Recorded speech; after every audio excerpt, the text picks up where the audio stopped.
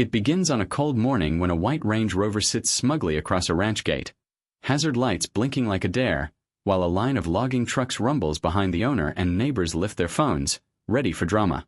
Instead of exploding, he's steady. Permits checked, sheriff notified, cameras rolling, speaking clearly for the record and refusing to be baited. Back in the barn office, patience turns into a weapon. Dash cams on every vehicle, drone clips, a written incident log with 50-plus blockades, sheriff call records, county permits, inspection reports. Allies quietly emerge. Daniel and Priya share security footage. A county clerk hints that emergency access is a pretext for a private shortcut. The case grows roots. He retains a land law attorney, Carl. An ex-HOA surveyor, Blake, surfaces, noting squishy boundary language and a long pattern of bullying from the HOA president, Karen. Strategy meets structure. The old gate is replaced with steel sunk in concrete. A cattle grid goes in, statute-cited signs make every inch of boundary legible, and arrivals are coordinated with deputies and Roy's logging crew so every second is documented. Even the county environmental officer undercuts Karen's narrative by vouching that the logging is fire mitigation done by the book. Then the mask slips. Blake's documents reveal a green corridor planned through the ranch's timberland under the guise of emergency access, a play that would raise Karen's property value while stealing a strip of land. At a county meeting, the rancher lays out maps, permits, and emails like cards on a table. The room tilts. Commissioners lean in. The narrative flips. When Karen stages a faux safety drill blockade, a deputy removes cones on the spot, and Carl files for an injunction. A judge grants a temporary order guaranteeing contractor access, turning every future stunt into a direct violation of the court. Cornered, she tries to win the camera war, invites a TV crew to film environmental destruction, but the on-site facts, permits, erosion controls, deputies present, an officer praising fire safety, collapse the story. The segment backfires and her online aura phrase. She doubles down with spectacle, chaining herself to the SUV, earning a citation and bolt-cutter exit as the court fast-tracks a hearing for a permanent injunction and damages. The climax arrives on a hard blue morning, Range Rover angled across the gate, Karen flanked by suits and shaky printouts she calls new orders. Deputies hold the real injunction. The rancher, voice calm, reads the order aloud for every phone and dash cam. Roy eases the logging truck forward under deputy eyes, the diesel a slow drum. At the last second, Karen dives into the SUV but freezes, trapped between bluster and steel. The truck nudges, measured, deliberate, until the rear crumples and the vehicle is pinned, disabled without gratuitous force. Deputies escort her out. A tow clears the way. The gate that had been a stage for intimidation becomes a lawful threshold again. Fallout is swift. The HOA suspends her pending investigation. In court, Carl's timeline, videos, and sworn statements persuade the judge to convert the temporary order into a permanent injunction and set the path to damages for interference with contracted work. Neighbors shed their fear and step forward with their own stories of petty fines and pressure. County inspectors, once wielded like cudgels, revert to neutral procedure. Resolution lands not with a roar but with signatures.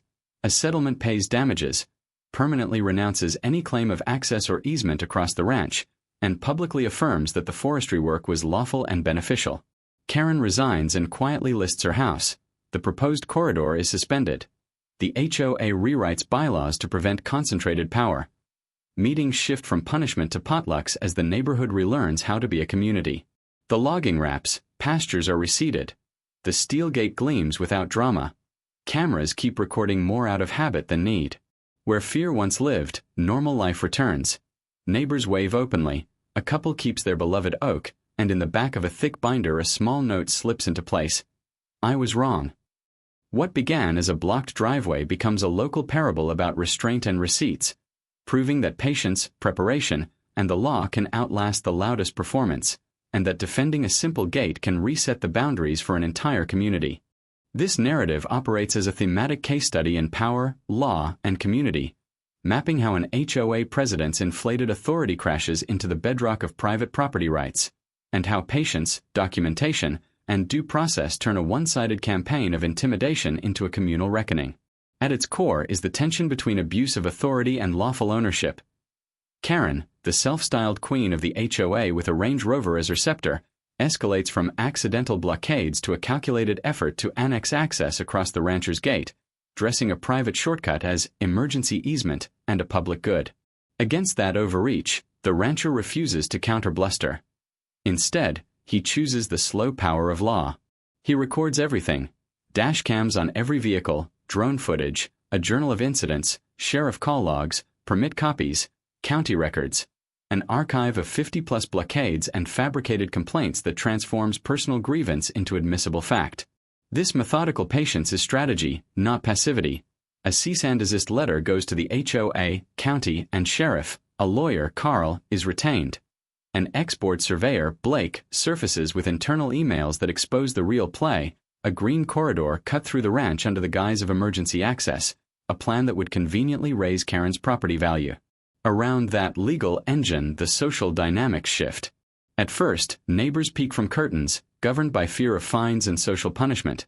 Then Daniel and Priya bring security footage. More residents come forward with stories of petty tyranny: an oak tree ordered felled, a rooster framed as an unlicensed alarm clock. Community silence gives way to solidarity as people see the receipts, not the performance. Narrative control: Karen's early advantage via social media posture and staged safety theatrics, collapses under verification. A TV crew arrives expecting a villain and leaves with a paper trail of permits, a forestry officer confirming the logging improves fire safety, and deputies calmly standing by. The broadcast flips the script from crusader to manipulator. Importantly, the rancher's strategy is not only legal but infrastructural and procedural. He upgrades to a steel gate sunk in concrete, adds a cattle grid, coordinates truck arrivals with law enforcement, rehearses documentation protocols with the logging crew, Roy, and posts statute-cited signage, making every inch of boundary legible and every minute of access provable. That blend of physical preparation and legal framing creates a lawful funnel in which any further interference becomes self-incrimination.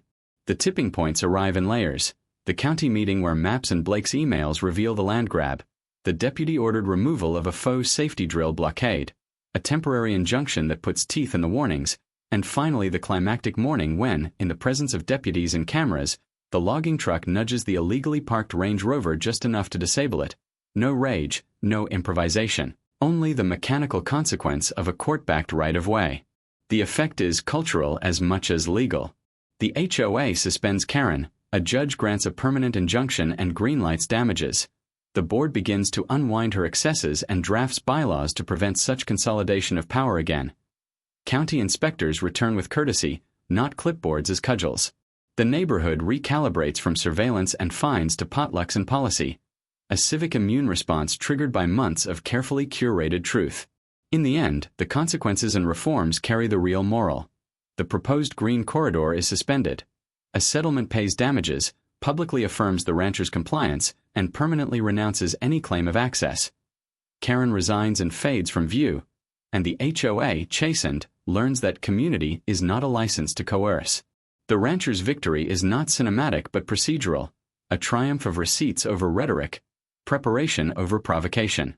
The final image: a quiet gate, reseeded pastures, logging complete, neighbors unafraid, and a 3-word note tucked into a binder, "I was wrong," encapsulates the themes. Power must be bounded.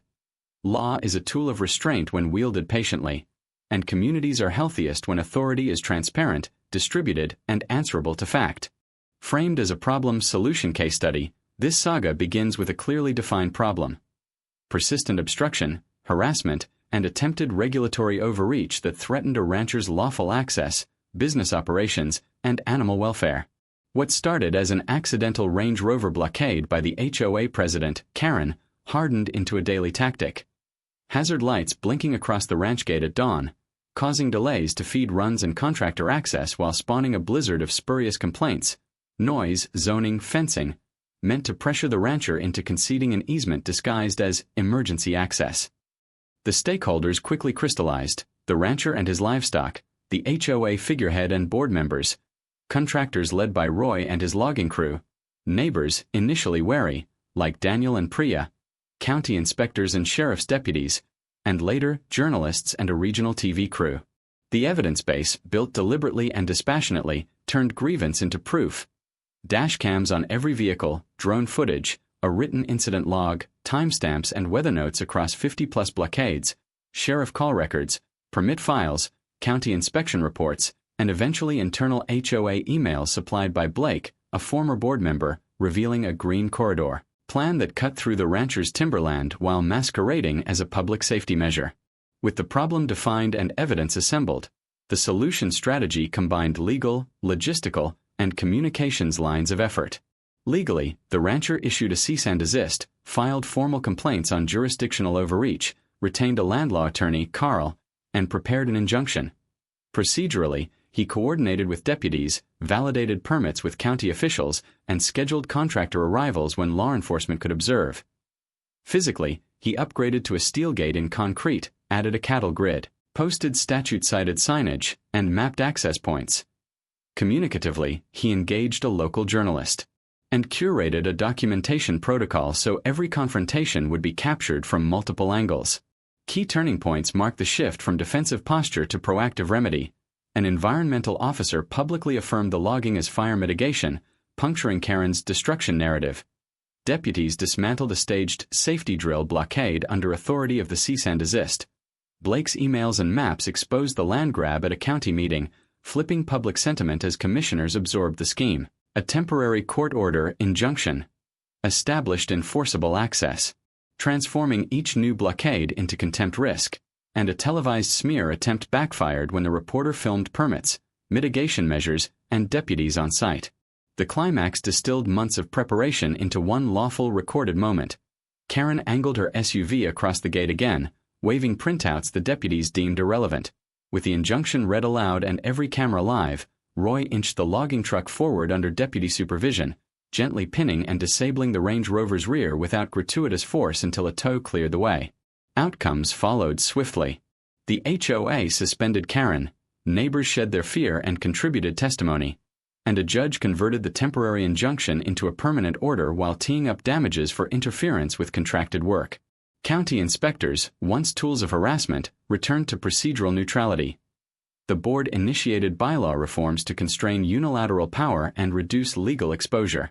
In the final resolution, a settlement paid damages and, crucially, included a binding renunciation of any easement or access claim across the rancher's property along with a public acknowledgement that his forestry work was lawful and beneficial. Karen resigned and listed her home. The proposed corridor was suspended. The neighborhood culture shifted from punitive surveillance to collaborative maintenance. Potlucks instead of citations. The lessons are practical and generalizable. Define the problem precisely and document relentlessly. Separate emotion from action and let the opponent's misconduct write your record. Align early with law enforcement and regulators through transparency and permits. Harden infrastructure to reduce opportunities for interference. Expose hidden incentives, like land value plays, to reframe the public narrative. And pursue layered remedies. Administrative, civil, and communicative, so each escalation by an adversary becomes self-defeating. In short, the case demonstrates how patience and preparation, grounded in law and fact, can transform a private siege into a community correction, restoring both access to a gate and accountability to a governance body that had forgotten its limits. Because an expanding HOA blurred its own boundaries, Karen's sense of entitlement grew into action, and she began blocking a rancher's gate with her white Range Rover. What started as accidental became habitual. So daily access to feed runs and contractors was disrupted, and a private shortcut disguised as emergency access became her goal. Therefore, the rancher, recognizing harassment could morph into legal leverage against him, responded with restraint and documentation instead of confrontation, installing dashcams, keeping a meticulous incident journal, saving sheriff call logs and permits, which built a credible record that county deputies respected and that outlasted Karen's breezy apologies and staged emergencies. Because Karen had allies in county offices, surprise inspections appeared, yet the rancher had double-checked every permit and easement. As a result, the visits found compliance, which eroded the value of Karen's complaints and pushed her toward louder theatrics. Since repeated blockades threatened livestock care and contracted logging, he escalated his preparation. Cease and desist letters went to the HOA, sheriff, and county. Neighbors like Daniel and Priya, tired of intimidation, contributed security footage. And because courage is contagious, more residents began to whisper, then share, then stand with him. Meanwhile, the rancher fortified the physical domain, replacing the wooden gate with steel, setting posts in concrete, adding a cattle grid, posting statute-cited signs, and coordinated arrival times with deputies and Roy's logging crew. Consequently, any new obstruction would be captured from multiple angles and reframed from dispute to violation. Then cause met exposure. Blake, a former HOA surveyor, surfaced internal emails revealing a green corridor planned straight through the rancher's timberland under the pretext of emergency access. Therefore, at a county meeting, the rancher's maps, permits, and emails flipped the narrative from rogue rancher to orchestrated land grab, and commissioners, seeing the paper trail, cooled to Karen's project. Because public pressure shifted, Karen tried to retake the narrative with a televised smear about environmental destruction. However, the on-site facts, permits in order, erosion controls visible, and a state-linked environmental officer affirming the logging as fire mitigation, undercut her story. Consequently, the broadcast backfired, social media mocked the blockade queen persona, and her allies thinned. As her soft power waned, she tested hard obstruction.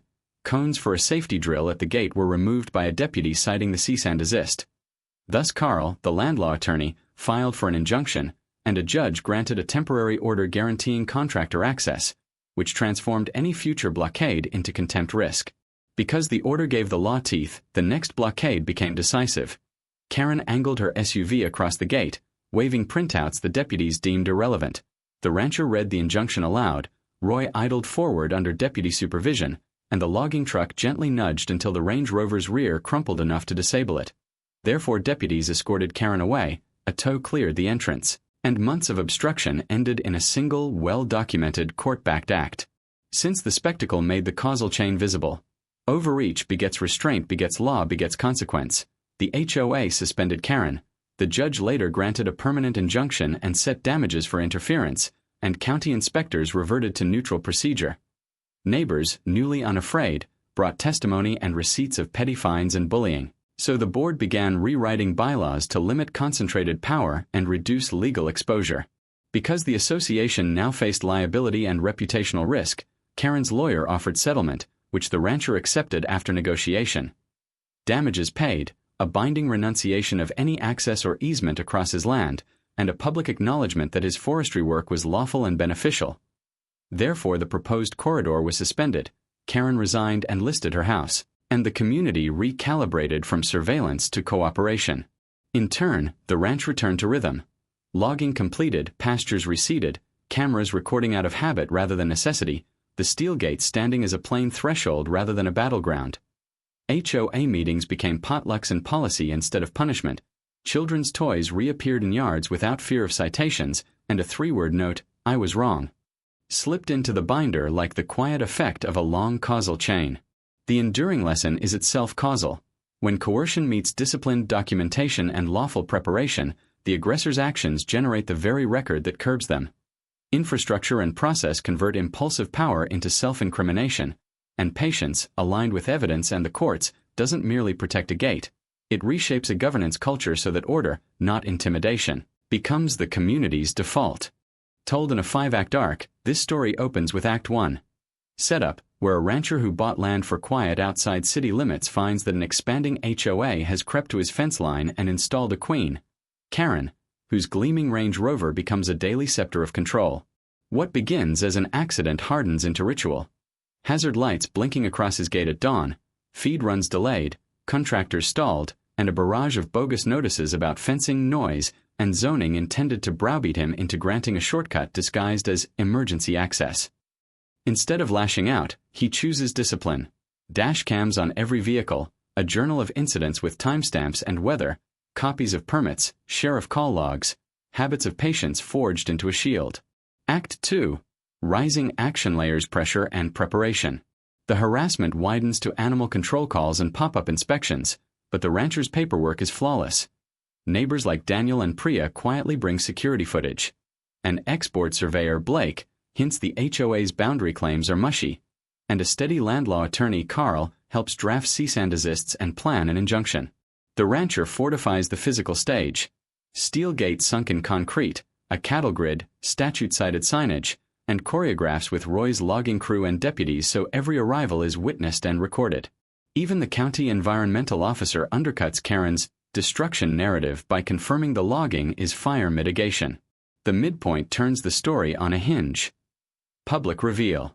Blake's trove, old maps, minutes, and emails, exposes a green corridor plan that would carve a path through the rancher's timberland under the pretext of emergency access while inflating Karen's property value. At a county meeting, the rancher lays out maps and permits like evidence in a courtroom. Commissioners lean in, the room's temperature changes, and when Karen tries a faux safety drill blockade, a deputy orders cones removed. Carl files the injunction, the judge grants a temporary order securing contractor access, and the narrative flips from neighborhood nuisance to documented overreach. Act 3. Bad guys close in shows Karen doubling down as her soft power collapses. She invites a TV crew to film environmental abuse, only to walk reporters past permits, erosion controls, deputies on site, and an officer praising fire safety work. The segment backfires and social media mocks the blockade queen persona.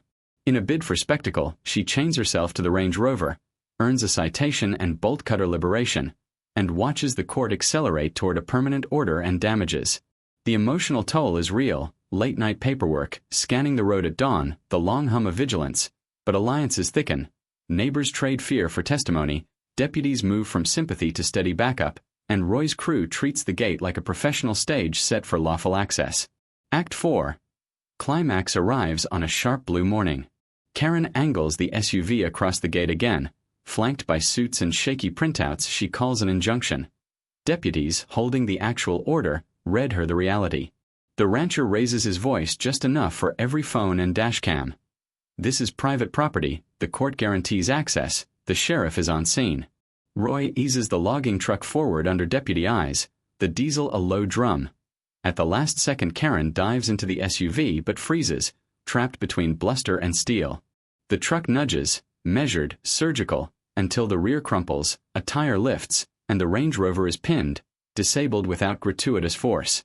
Deputies escort her out, a tow clears the way. The gate, for months a theater of intimidation, becomes a lawful threshold again while neighbors lower their phones and exhale. Act V.